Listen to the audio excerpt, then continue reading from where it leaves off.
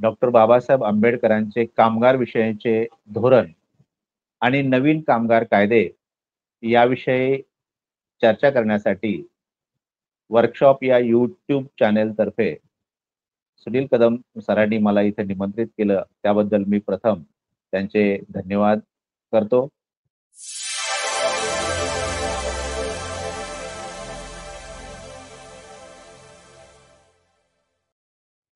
मुख्यतः आपण नवीन कामगार कायदे जे तयार झालेले आहेत, त्याविषयी चर्चा करण्यासाठी आपण आज इथे आलेलो आहोत. नवीन कामगार कायद्याच्या विषयी चर्चा करण्याच्या अगोदर डॉक्टर बाबासाहेब आंबेडकरांनी जे कामगारांविषयी जी धोरणं, जी कायदे तयार केले, त्याबद्दल चर्चा करणं पहिल्यांदा महत्त्वपूर्ण ठरेल. कारण डॉक्टर बाबासाहेब आंबेडकरांनी या देशातील वंचित, शोषित समाज आणि कामगारांविषयी त्यांनी दिलेला लढा हा सर्वश्रुत आहे. आणि त्यामुळे कामगारांचा एक मसीहा म्हणून बाबासाहेब आपल्या समोर येत आहेत. कामगारांच्या हिताचं, कामगारांच्या कल्याणाचे अनेक धोरणं त्यांनी राबवली. एवढंच नव्हे तर कामगारांच्या हितासाठी त्यांनी स्वतंत्र मजूर पक्षाची स्थापना 1936 साली केलेली आपल्याला पाहायला मिळते. आणि इथला जो समग्र कामगार आहे, हा कामगार संघटित झाला पाहिजे. तो एकत्र येऊन त्यानं लढा दिला पाहिजे आणि आपले हक्क आणि अधिकार मिळवण्याचं काम केलं पाहिजे. म्हणून त्यांनी स्वतंत्र मजूर पक्षाची स्थापना केली आणि त्याद्वारे संघटितपणे अनेक लढे दिलेले आपल्याला पाहायला मिळतात. पुढे ते एक 2 जुलै 1942 ला कामगार मंत्री ज्यावेळेस झाले, त्यावेळेला त्यांनी कामगारांच्या हिताचे अनेक कायदे केले. त्यामध्ये कामगारांचे जे कामाचे तास आहेत, पूर्वी 14 तास, 16 तास, 18 तास, 10 तास अशा प्रकारे कामगारांना काम करावं लागत असं. पण बाबासाहेबांनी सगळ्या गोष्टीचा एक सर्वंकष विचार करून ते कामाचे तास 10 तासावरून 8 तासावर आणले. म्हणजे पूर्वी 158 म्हणजे 158 तास किंवा ज्याला 58 तासावरून 48 तासांवरती आणण्याचं काम त्यांनी केलं. म्हणजेच 10 तासावरून 8 तासावर आणण्याचं काम केले. कामगारामध्ये पुरुष असतात, तशा स्त्रियाही असतात. स्त्रियांचे स्वतःचे अनेक प्रश्न असतात. त्यांचा बाळंतपणाचा प्रश्न असतो. त्यावेळेला त्यांना रजा घ्यावी लागते आणि त्यांना घरी बसावं लागतं. अशा वेळेला त्यांची आर्थिक अडचण निर्माण होते, आर्थिक चणचण निर्माण होते. अशा वेळेला त्यांना बाळंतपणासाठी रजा देणं, त्याचबरोबर त्यांना भर पगारी देणं, रजा देणं, अशा प्रकारची तरतूद बाबासाहेबांनी केली. अ, ह्या कामगार आहेत, या कामगारांना लेबर युनियन स्थापन करण्यासाठी बाबासाहेबांनी कायदे केले आणि कामगारांनी हक्काची युनियन स्थापन करावी आणि जे मालक वर्ग आहे, जे फॅक्टरीचे मालक आहेत, कंपन्यांचे मालक आहेत, त्याच्या विरोधात लढा देण्याचं काम कामगारांनी केलं पाहिजे. पुढे त्यांनी संपाचा अधिकार देणारे कायदे केले. अ, वादविवाद मिटवण्यासाठी लवादाची निर्मिती करण्यासाठी तशी यंत्रणा तयार करण्याचं काम केलं आणि अनेक कामगार कायदे त्यामध्ये समान वेतन कायदा, किमान वेतन कायदा अशा प्रकारचे अनेक कायदे केले. एम्प्लॉयमेंट एक्सचेंजची स्थापना केली. एम्प्लॉयमेंट एक्सचेंज नंतर ज्याला सोशल सिक्युरिटी आपण म्हणतो त्यामध्ये प्रॉव्हिडंट फंड आहे किंवा ग्रॅच्युइटी आहे. याच्या संदर्भाचे कायदे केले. तशा प्रकारच्या संहिता निर्माण करून ठेवल्या आणि कामगार हा कुणाचा मोताद नाही. तो स्वावलंबी आहे. तो या देशाचे उत्पादन करणारा घटक आहे. हा देशाच्या विकासात भर घालणारा घटक आहे आणि म्हणून त्याचं कल्याण झालं पाहिजे, अशा प्रकारची बाबासाहेबांची धारणा होती आणि त्यामुळे त्यांनी अनेक कामगार केले. अनेक समित्यांमध्ये ते होते. जसं की युद्ध साहित्य निर्माण करणाऱ्या कारखान्यामध्ये संयुक्त कामगार नियंत्रक समितीची स्थापना करणं किंवा 31 जानेवारी 43 ला त्रिपक्षीय कामगार समितीचे ते अध्यक्ष होते. त्यामध्ये त्यांनी अनेक महत्त्वाच्या सूचना दिलेल्या आहेत. कामगारांच्या अन्न, वस्त्र, निवारा, अ, सांस्कृतिक गरजा, आरोग्यविषयकच्या गरजा, सामाजिक सुरक्षा यावर उपाय आणि ठराव करून घेतलेले बाबासाहेबांनी आपल्याला पाहायला मिळतात. बाबासाहेबांनी 1936 साली मजूर पक्षाची स्थापना केली, पण 1936 साली त्यांनी जे शेतमजूर आहेत, ते सुद्धा कामगार आहेत. तर त्याच्यासाठी म्हणजे लढे दिले गेलेले आपल्याला पाहायला मिळतात. आणि त्याचबरोबर जे खोतीचा लढा जो आपल्याला सर्वांना माहिती आहे 1937 साली बाबासाहेबांनी खोती नष्ट करण्यासाठी जे बिल आणलं, ते सुद्धा कामगारांच्या हिताचे होते. 1938 ला औद्योगिक कलह विधेयक विधेयकानुसार जो संपाचा निर्णय काढून घेण्यात आला होता, तो बाबासाहेबांनी संपाच्या म्हणजे ते कायदेशीर लढा लढवून बाबासाहेबांनी सांगितलं, की हा जो संपाचा जो अधिकार आहे, हा अधिकार हा अपराध नाही, म्हणजे हा क्रिमिनल अपराध नाही, हा सिव्हिल अपराध होत आहे, असू शकतो आणि म्हणून बाबासाहेबांनी ते कायदेशीर लढा देऊन हा सिव्हिल अपराध ठरवून त्यांना संपाचा अधिकार बरकरार करून देण्याचं काम बाबासाहेबांनी केलेलं आपल्याला दिसून येतं. अनेक 8 एप्रिल 1946 ला मिका माईक्स लेबर वेल्फेअर फंडाची स्थापना केली. स्त्री कामगारांना रात्रपाळीची बंदी केलेली आहे बाबासाहेबांनी. प्रसूतीपूर्व व प्रसूतीनंतर फुल पगारी देण्याचं काम जे आहे, ते बाबासाहेबांनी केलेलं आहे. फॅक्टरी अमेंडमेंट ॲक्ट अनेक म्हणजे पुरुषांना फुल पगारी रजा, बालकामगार त्यावेळेला अस्तित्वात होते. त्यावेळेला बालकामगारांनाही 14 दिवसाची पगारी रजा देण्याचं काम केलं. पुढे संविधानातील प्रोव्हिजन म्हणजे आर्टिकल 23-24 प्रमाणे प्रोहिबिशन ऑफ फोर्स्ड लेबर हा कायदा करून घेतला. 1900 आपला आर्टिकल 24 नुसार child prohibition of child labour act हा केला. शेतीच्या प्रगतीसाठी लँड मॉर्गेज बँकेची बाबासाहेबांनी स्थापना करावी असं सुचवलं. त्याचबरोबर शेतकरी पतपेढी आहे, खरेदी विक्री संघ आहे. अशा प्रकारे अनेक सूचना देऊन अनेक गोष्टीची निर्मिती केली आणि त्यामुळे कामगारांचं जीवन जे आहे, ते कामगारांचं जीवन सुखमय व्हावं, त्यांच्या वेदना कमी व्हाव्या, त्यांचं कष्ट कमी व्हावं, त्यांची पिळवणूक थांबली जावी, या दृष्टीने त्यांनी प्रयत्न करण्याचे काम केलेले आहेत. वेठ बिगार हा गुन्हा आहे, असं बाबासाहेबांनी सांगितलं आणि ते मत मांडून नुसते थांबले नाहीत, तर ते वेठबिगारी नष्ट झाले पाहिजे, यासाठी बाबासाहेबांनी अनेक प्रयत्न केले. तर कामगारांचे जे कायदे आहेत, आता कामगार कायदा हा म्हणजे हा कॉन्करंट लिस्ट म्हणजे समवर्ती सूचीमध्ये येतो. यामध्ये राज्यही कायदे करतात आणि स्टेट्सही कायदे करतात. त्यामध्ये आता जे कायदे होते, त्यामध्ये 40हून अधिक कायदे हे केंद्राचे कायदे होते आणि 100हून अधिक कायदे हे राज्यांनी केलेले कायदे होते. तर दुसऱ्या राष्ट्रीय कामगार आयोगाने 2002 साली शिफारस केली, की हे जे कायदे आहेत, हे जे कायदे आता अस्तित्वात आहेत, हे कालबाह्य झालेले दिसतायत आणि म्हणून नव्या कायद्याची निर्मिती होणं गरजेचं आहे.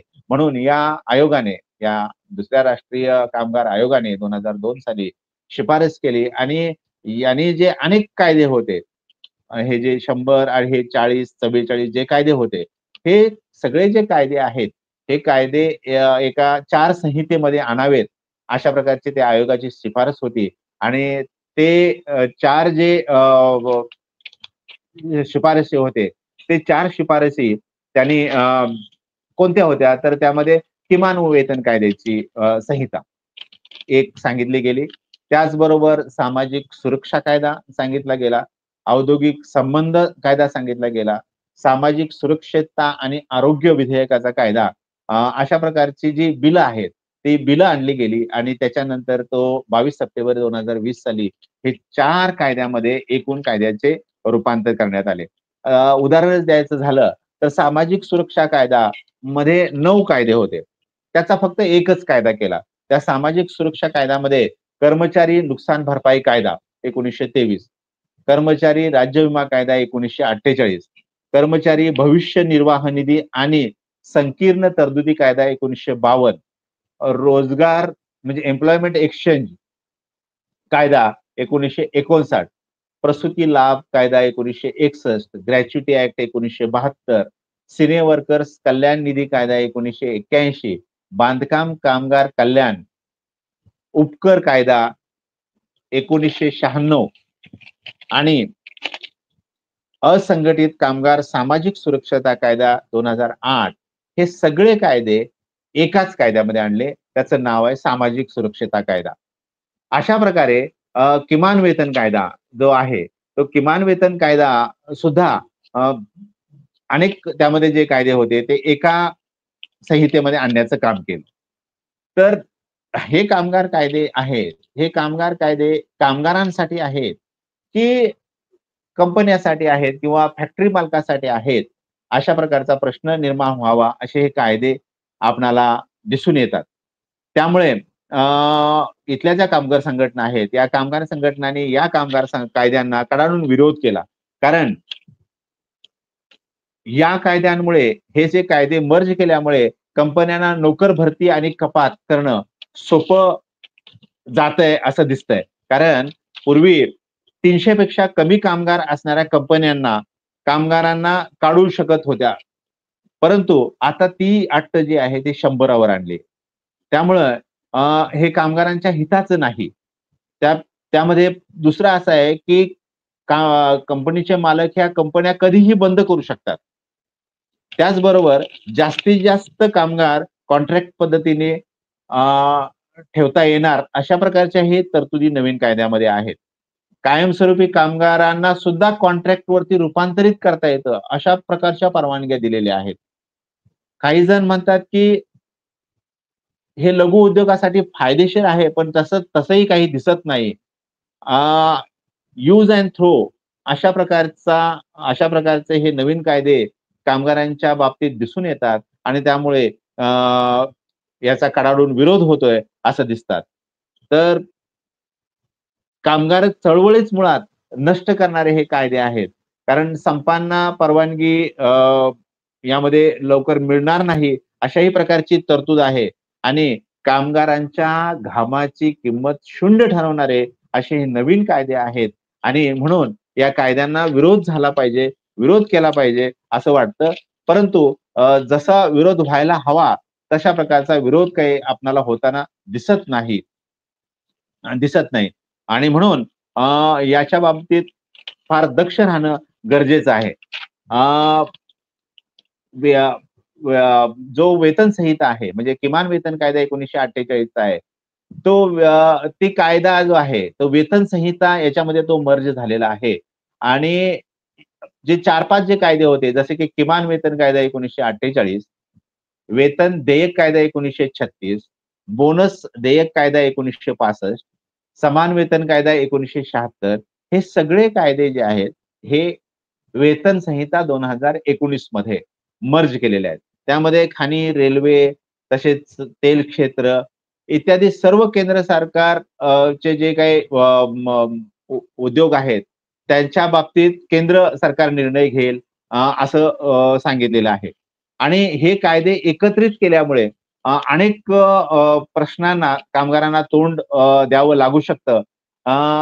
त्यामध्ये किमान वेतन निश्चित करताना सरकारने कामाची अडचण, त्याची पातळी, कामगाराच्या कौशल्याची पातळी हे विचारात घेणं गरजेचं आहे. पण तसं काही यावरून दिसत नाही आणि त्याच्यामुळे हे कायदे अडचणीचे ठरणारे आहेत, असं अनेक वेळेला अनेक तरतुदीमध्ये, नवीन तरतुदीमध्ये आपल्याला अ, दिसून येतंय. जरी कामगारांना जे पैसे म्हणजे जे पगार दिला जातो, तो नव्या संहितेप्रमाणे दिला जाईल, अशा प्रकारचं धोरण जरी नव्या सरकारचं असलं, तरी जो प्राइस इंडेक्स जो प्रिव्हेलिंग आता आहे सध्या, त्या प्राइस इंडेक्सच्या अनुषंगानं हे मिनिमम वेतन जे आहे, कमीत कमी जो वेतन आहे, तो लागू होतोय का?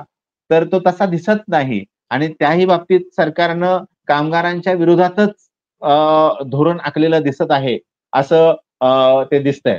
मगाशी सांगितल्याप्रमाणे, की औद्योगिक रोजगार ज्याला म्हणतो स्थायी आदेश कायदा 1946 याने 100 किंवा त्याहून अधिक कामगार असलेल्या औद्योगिक आस्थापनाच्या मालकांना स्थायी आदेश सेवा नियमाद्वारे कामगारांच्या रोजगाराच्या अटी आणि आचारसंहिता परिभाषित करणे आणि कामगारांना त्याबद्दल स्पष्ट माहिती देणे बंधनकारक केले होते. तथापि नवीन संहितेनुसार स्थायी ऑर्डर मिळवण्यासाठी एखाद्या आस्थापनेसाठी नियुक्त केलेल्या कामगारांची संख्या 300 पर्यंत वाढवलेली आहे. त्यामुळे अ, कामगार वाढीव भरतीच्या मर्यादासह भरती करणे, त्यांना काढून टाकणे अधिक लवचिक आणि सोपे केल्यामुळे या कामगार कायद्यांचा आपल्याला विरोध होताना सगळीकडे दिसत आहे. तर हे जे कामगार कायदे आता व्यावसायिक सुरक्षा, आरोग्य आणि कामाच्या परिस्थिती ची जी संहिता आहे, याच्यामध्ये 20 म्हणजे जिथं वीज आहे, तिथं 20 एक कामगार असले पाहिजेत, असं होतं आणि जिथं वीज नाही, तिथे 40 कामगार असावेत, अशा प्रकारचं धोरण होतं. पण नवीन संहितेमुळे ती मर्यादा काढून टाकलेली आहे आणि त्यामुळे अनेक कामगार कंत्राटी कामगार भरू शकतात. 50 पेक्षा अधिक जिथं 20 ची मर्यादा होते, तिथं 50 पेक्षा अधिक कामगार भरती केली जाऊ शकतात आणि ते काढूनही टाकले जाऊ शकतात. त्यामुळे हा जो घोटाळा जो केलेला हा जो म्हणजे विसंगती जी आहे, ही कामगारांच्या हिताची नाही. कामगारांच्या तासाची मर्यादा पण 8 तासापेक्षा जास्त केलेली आहे आणि त्यामुळे इथले अनेक उद्योगपती आपल्याला त्याला साथ देताना दिसत आहेत. तर हे कामगारांच्या हिताचं दिसत नाही आणि कामगारांची सुरक्षितता कामगारांचं जे काही त्यांचं हित व्हावं, हितसंवर्धन व्हावं, त्यांची उत्पादकता वाढली पाहिजे आणि उत्पादकता वाढवून त्या फॅक्टरीचा, त्या व्यवस्थापनाचा पण फायदा झाला पाहिजे आणि देशाची जी काही उत्पादकता वाढवून देशाच्या प्रगतीला हातभार लावला पाहिजे. अशा प्रकारचे कायदे अपेक्षित असतानाही तशा प्रकारचे कायदे अस्तित्वात असताना ते नष्ट करून नवीन हे कामगार कायदे आल्यामुळे अनेक प्रश्न, अनेक गुंतागुंती निर्माण झालेल्या आहेत. कामगार संघटना याचा विरोध करतायत.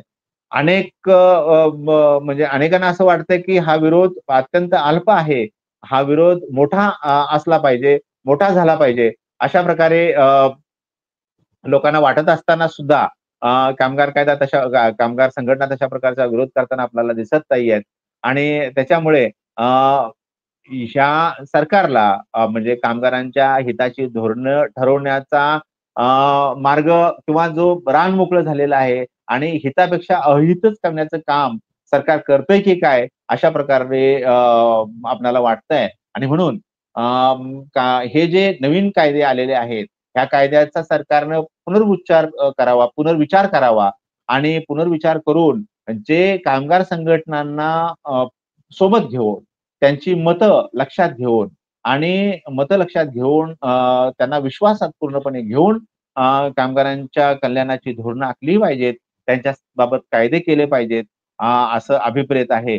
परंतु कुठल्यातरी आयोगानं त्यांच्याच आयोगानं काहीतरी आयोग निर्माण करायचे, त्यांनीच काहीतरी शिफारस द्यायच्या आणि जिथल्या ज्या भांडवल हित साधायचा हा जो प्रकार जो चालू आहे, हा निश्चितच कामगारांच्या हिताच्या विरोधात आहे, असं मला वाटतं आणि म्हणून हे जे कायदे आहेत, हे कायद्याचा पुनर्विचार करून कामगारांच्या हिताची, कामगारांच्या उत्कर्षाची धोरणं सरकारनं अवलंबली पाहिजे. यामध्ये केवळ सरकारचंच हित नसून संपूर्ण समाजाचं हित आहे, संपूर्ण देशाचं हित आहे. कारण कामगार सुरक्षित राहिला, तर त्याची उत्पादकता वाढेल.